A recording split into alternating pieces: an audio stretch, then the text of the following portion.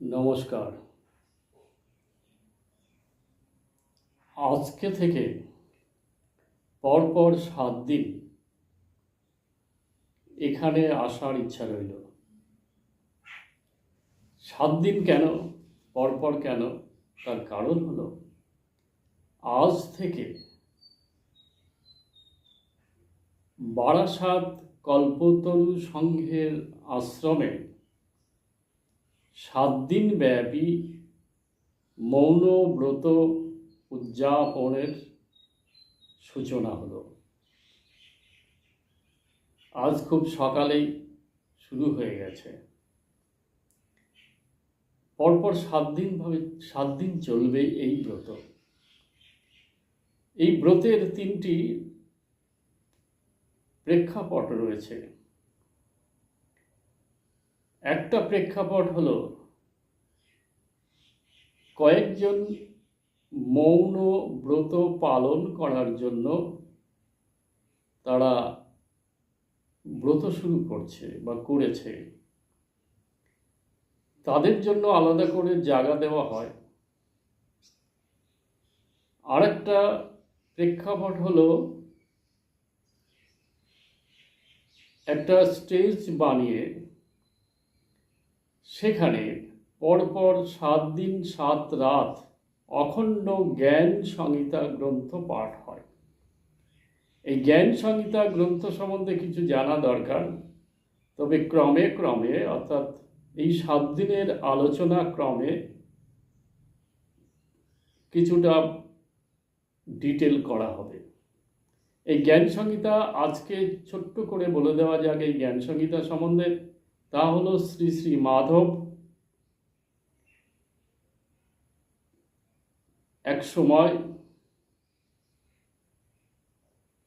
পরপর 8 বছর এই পয়লা ভাদ্র থেকে 7ই ভাদ্র পর্যন্ত মৌন ছিলেন বা মৌন থাকতেন, এবং এই এক বছরে উনি এই জ্ঞান সংহিতার একটা খণ্ড লিখেছিলেন।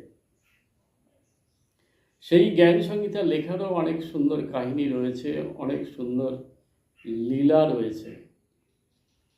তা এখানে বা এই আলোচনায় করা হচ্ছে না। যাক, এই জ্ঞান সংহিতাটা একটি অপূর্ব সুন্দর গ্রন্থ। এই জ্ঞান সংহিতায় স্বয়ং মাধব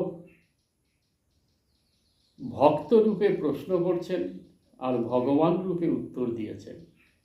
এরকম 232টি প্রশ্ন আছে এখানে সমগ্র জ্ঞান সংহিতার মধ্যে। তার প্রথম প্রশ্নই হলো, তিনি বলছেন, হে ভগবান, পুরুষার্থ কাকে বলে? এবার তিনি ভগবান রূপে উত্তর দিচ্ছেন। এইভাবে পরপর প্রশ্ন উত্তর এর মধ্য দিয়ে বইটি অর্থাৎ গ্রন্থটি সম্পূর্ণ করা হয়েছে, এবং প্রতিবার অর্থাৎ উনি যে 8 বছর এটা করেছিলেন, এই মৌনব্রত করেছিলেন, প্রতি বছরে একটি করে খণ্ড এইভাবে লিখেছিলেন। সেই জ্ঞান সংহিতা অখণ্ড জ্ঞান সংহিতা পাঠ করা হয়, অর্থাৎ এই 7 দিন 7 রাত চলে। কয়েকজন পাঠক পাঠিকা 1 ঘন্টা অন্তর এই পাঠ করেন। আর একটা প্রেক্ষাপট থাকে সেখানে, যেখানে একটা জায়গা থাকে, সেখানে শ্রোতারা বা ভক্তেরা ওখানে বসে ওই পাঠ শোনেন। আর যারা মৌন করেন তারা এই 7 দিন কোনো কথা বলেন না, এবং ওই সারাদিন ধ্যান জপ করে। ওখান থেকে বেরোনো যায় না, শুধু বাথরুমে যাওয়া যায়, কেন তাই বাথরুমে করার জন্য বাইরে বেরিয়ে আসতে হয়। এক বস্ত্র এবং একটা গামছা থাকে সঙ্গে, সে নারী হোক বা পুরুষ। এইভাবে তারা ব্রত করে, 7 দিন কোনো কথা বলে না, এবং সন্ধ্যার পরে যে পুজো হয়, পুজোর প্রসাদ পান একবার মাত্র দিনে। এবার অনেক প্রশ্ন জাগে যে এই সারাটা দিন চুপচাপ বসে কত আর ধ্যান জপ করা যায়, সময় কাটে কি করে? এর অপূর্ব সুন্দর একটা উত্তর রয়েছে। এই যে জ্ঞান সংহিতা গ্রন্থটি পাঠ হয়, এই পাঠ শুনতে শুনতে মৌনীদের সময় সুন্দরভাবে অতিবাহিত হয় এবং যেন মনে হয় এই পাঠে এবং পাঠের মধ্যে যে সুন্দর কথা রয়েছে, কখনো কখনো সুন্দর লীলা কাহিনী রয়েছে, কখনো শ্রীকৃষ্ণের, শ্রীরামের, গৌরাঙ্গ মহাপ্রভুর, এবং তাছাড়া বিভিন্ন আলোচনা রয়েছে, তাত্ত্বিক আলোচনা। এবং এই জ্ঞান সংহিতার প্রথম খণ্ডটি হলো সম্পূর্ণ তাত্ত্বিক। খুব সুন্দর আলোচনা রয়েছে এখানে, যা সমস্ত ভক্তবৃন্দের জানা একান্ত প্রয়োজন। এবার কথা হলো এই মৌনব্রত সম্বন্ধে একটু দু লাইন বলা যায়। শ্রী মাধব বলতেন, মৌন সাধনা শ্রেষ্ঠ সাধনা। প্রকৃতপক্ষে সমস্ত সাধনার মধ্যেই মৌন সাধনার প্রেক্ষাপট রয়েছে খুব সূক্ষ্মভাবে। আমরা জীব যারা, প্রত্যেকেই স্বরব, অর্থাৎ রব মানে শব্দ। এই রব এর সঙ্গে থাকি, কিন্তু এই রব বলতে কি বোঝায়? রবের আবার দুটো প্রেক্ষাপট রয়েছে। একটা রব হলো জাগতিক যে সমস্ত কথা, অর্থাৎ ইন্দ্রিয় চরিতার্থের কথা। জাগতিক সব কথাই রব।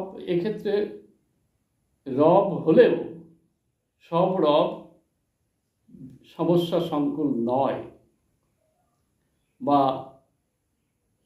কিছু কিছু রব আছে আমাদের নীরব হওয়ার দিকে নিয়ে যায়, অর্থাৎ মৌনতার দিকে নিয়ে যায়। আর কিছু কথা আছে জীব না বলে পারে না, এমন কিছু কথা, তা হলো ইন্দ্রিয় চরিতার্থের কথা।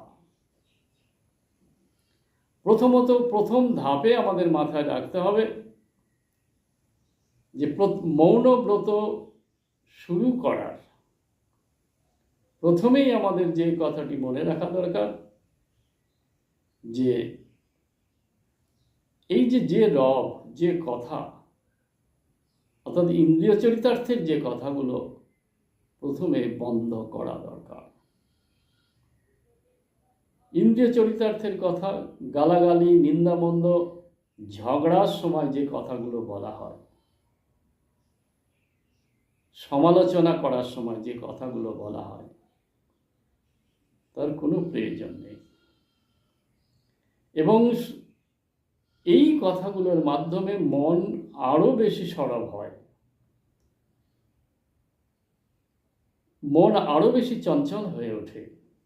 তাই আমাদের যে সাধনার মূল উদ্দেশ্য নীরবতায় পৌঁছানো, মৌন অবস্থায় পৌঁছানো, শান্ত অবস্থায় পৌঁছানো, তার থেকে হাজার হাজার মাইল দূরে নিয়ে যায় এই নিন্দামন্দ, সমালোচনা, গালাগালি, ঝগড়ার সময় যে কথা বলা হয়। এক কথায় প্রয়োজনের অতিরিক্ত যে কথা। অনেক সময় আমরা কি করি, বন্ধুরা মিলে বা কখনো কখনো স্বামী স্ত্রীর মধ্যে, কখনো কখনো অন্য পরিবেশেও দেখা যায়, ঘন্টার পর ঘন্টা প্রয়োজনের অতিরিক্ত যে কথা বলে কাটিয়ে দিই সময় কাটানোর জন্য। বিভিন্ন কথা, যা যে সমস্ত কথার বলার কোনো প্রয়োজন পড়ে না, সেই কথাও হলো এই রব। যে রব মনকে বহির্মুখী করে অত্যধিক এবং মনের কথাও বাড়িয়ে দেয় অত্যধিক, অর্থাৎ মন চঞ্চল হয়, তাতে মনের ভিতরের প্রশান্তি নষ্ট হয়। তাহলে মৌন সাধনার এই যে ভাদ্র মাসের প্রথম দিনে প্রথম পর্যায়ে আমাদের আসল কাজ হলো জীবনের ক্ষেত্রে, অর্থাৎ এই যে মৌনের মধ্য দিয়ে সারা জীবনের একটা প্রেক্ষাপট, সারা জীবনের প্রতিটা মুহূর্তে মৌন সাধনার প্রেক্ষাপট তৈরি করা হয়, তার শিক্ষা দেওয়া হয়। তাই প্রথম ধাপেই আমাদের দরকার, প্রথম দিনেই আমাদের দরকার প্রয়োজনের অতিরিক্ত কথা বন্ধ করা। শঙ্করাচার্য বলেছিলেন, যোগ সাধনার প্রথম ধাপ হলো বাক সংযম, অর্থাৎ যে সমস্ত কথা আমাদের অসংযমের দিকে নিয়ে যায়, সেই অসংযমী কথাগুলোকে বন্ধ করা, প্রয়োজনের অতিরিক্ত কথা বন্ধ করা। যে কথার মাধ্যমে আমরা যোগের উন্নততর পর্যায়ে পৌঁছাতে পারব। একটা সুন্দর কথা দেখো এখানে রয়ে গেছে, কথায় কথায় এলো। যোগ সাধনার আমাদের দেহতত্ত্বে 7টি পর্যায় রয়েছে, আর মৌন ব্রত অনুষ্ঠানের শ্রী মাধব ও 7 দিনের ব্যবস্থা করেছেন। যোগ সাধনার যে যৌগিক পথ বা 7টি পর্যায় রয়েছে তা আমরা জানি। প্রথমে হচ্ছে মূলাধার, স্বাধিষ্ঠান, মণিপুর, অনাহত, বিশুদ্ধ, আজ্ঞা এবং সহস্রার। অর্থাৎ এই সহস্রারে পৌঁছালে সম্পূর্ণ মৌন হওয়া যায় কিভাবে, তা পরের দিনের আলোচনার মধ্যে আসবে। এবং সত্যিকারের কথা বলতে গেলে বা প্রকৃত পক্ষে মূল কথা একটা রয়ে গেছে, এর আগে বলা হয়েছে, সেই শব্দটি ব্যবহার করা হয়েছে, তা হলো যে কোনো সাধনার মূল বিষয় হলো সেই চিরমৌনে পৌঁছানো। চিরমৌন ব্যাপারটা কি তাও পরে আলোচনা করার ইচ্ছা রইল।